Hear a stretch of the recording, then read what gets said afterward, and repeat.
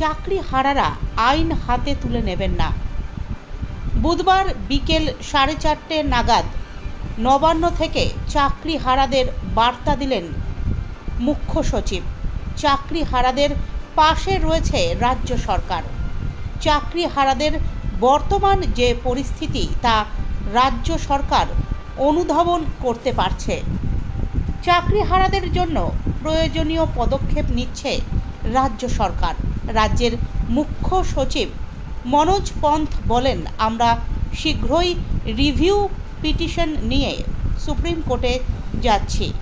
যে পদক্ষেপ নেওয়ার তা নেওয়া হচ্ছে, কিন্তু এমন কোনো পদক্ষেপ নেবেন না যাতে রাজ্য সরকারের পদক্ষেপ নিতে যে প্রক্রিয়া শুরু হচ্ছে তাতে বাধাপ্রাপ্ত হয়। কসবায় বিক্ষোভ এবং হামলার ঘটনায় মুখ্য সচিব বলেন, সেখানে পাল্টা হামলার অভিযোগ করেছে পুলিশ। পুলিশের ওপর হামলা ও হিংসাত্মক আচরণ হয়েছে। 4 জন পুরুষ পুলিশকর্মী ও 2 জন মহিলা পুলিশকর্মী আহত হয়েছেন। কিছু বিচ্ছিন্ন ঘটনা ঘটেছে জেলায় জেলায়। কারোর কথায়, কারো উস্কানিতে এসব হতে পারে। আমরা চাই না এরকম ঘটনা ঘটুক। এদিন মুখ্য সচিবের সঙ্গে এই সাংবাদিক সম্মেলনে নবান্নে উপস্থিত ছিলেন রাজ্যের আইন শৃঙ্খলা জাভেদ শামীম ও কলকাতা পুলিশ কমিশনার মনোজ ভার্মা।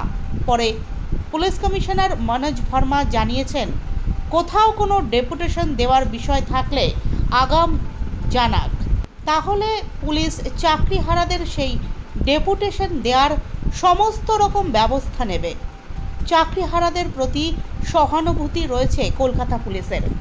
পরিস্থিতি নিয়ন্ত্রণে আনতে বাধ্য হয়ে বল প্রয়োগ করতে হয়েছে সামান্য।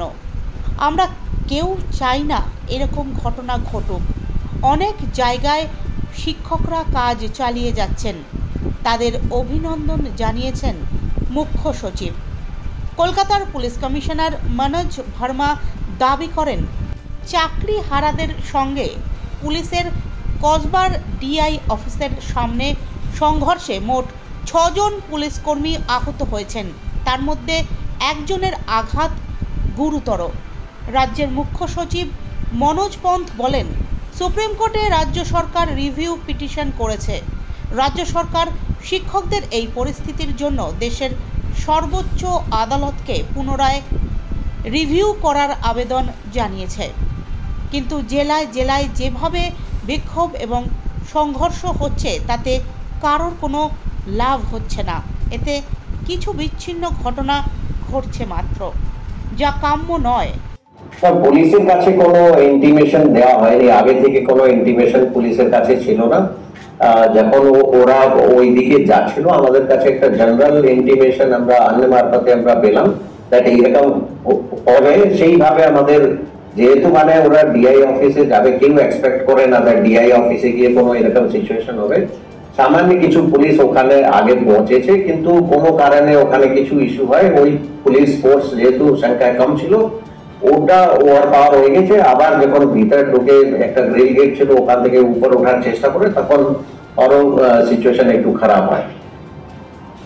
সিএস সাহেব, আপনার কাছে আপনার প্রশ্ন করি স্যার, আপনি বলছেন যে কাল থেকে বা স্কুলে জয়েন করুক টিচাররা, এর জন্য কি কোনো গভর্নমেন্ট অর্ডার বার করেছে? কিসের ভিত্তিতে? আমি এটা বলিনি, আমি বলেছি কি আমরা মাননীয় সুপ্রিম কোর্টের কাছে ক্লারিফিকেটরি পিটিশন ফাইল করেছি, যেখানে আমরা রিকোয়েস্ট করেছি যাতে এক্সিস্টিং সিস্টেম কন্টিনিউ করুক। এখন ওই সিদ্ধান্ত আমরা অপেক্ষায় আছি। আমরা কাউকে কোনো টার্মিনেশন অর্ডার ইতিমধ্যে দেওয়া হয়নি। আমরা সমস্যার সমাধান খোঁজ করার চেষ্টা করছি লিগালি, এবং মানবিক দিক থেকে এটাকে পুরো দেখা হচ্ছে, কিন্তু সলিউশন লিগালি আমাদেরকে বের করতে হবে। মাননীয় সুপ্রিম কোর্টের যে অ্যানাউন্সমেন্ট আছে, যে ডাইরেকশন আছে, ওকে সামনে রেখেই আমাদের পদক্ষেপ করতে হবে। আমার মনে হয় মাননীয় সুপ্রিম কোর্টের অর্ডারের ইন্টারপ্রিটেশনকে রেখেই আমাদের প্রত্যেক স্টেপস নিতে হবে। আমরা সেভাবেই এগোচ্ছি। আমরা রিভিউ পিটিশনও ইমিডিয়েটলি ফাইল করব, এবং রিভিউ পিটিশন চালিয়ে প্রস্তুতি নেওয়া হচ্ছে, এবং যেটা সেদিন আলোচনাও হয়েছিল, বলা হয়েছিল, এটা আমরা দ্রুততার সঙ্গে রিভিউ পিটিশনও ফাইল করব। আমি আপনাদের মাধ্যমে এটাই সকলকে রিকোয়েস্ট করতে চাইছি, আমার শিক্ষক শিক্ষিকা বন্ধুদেরকে, যে ঘটনা আজকে ঘটেছে যাতে এটা না হয়, এটা বাঞ্ছনীয় নেই, এটাতে কারো কিছু লাভ হচ্ছে না, এটা আননেসেসারি একটা সিচুয়েশন ক্রিয়েট করা হচ্ছে, কারো উকসানিতে যাতে আমরা না যাই, আমাদেরকে লিগাল সলিউশনই বের করতে হবে এবং এর জন্য সরকার তরফ থেকে আমাদের এডুকেশন ডিপার্টমেন্ট তরফ থেকে সব রকম পদক্ষেপ নেওয়া হচ্ছে। আপনি এটাও জানেন, প্রথম দিন যেদিন অর্ডার ইস্যু হয়েছিল সেদিনই মাননীয় মুখ্যমন্ত্রী প্রেস কনফারেন্স করার পরে 2 ঘন্টার মধ্যেই আমাদের স্কুল এডুকেশন ডিপার্টমেন্ট থেকে স্কুল সার্ভিস কমিশনকে নির্দেশ দেওয়া হয়েছে। তো আমাদের তরফ থেকে কোনো সেরকম ঘাটতি নেই যেটাতে এই প্রসেসকে কোনোভাবে আরো মানে কোনো ইম্পেডিমেন্ট আসুক। আমরা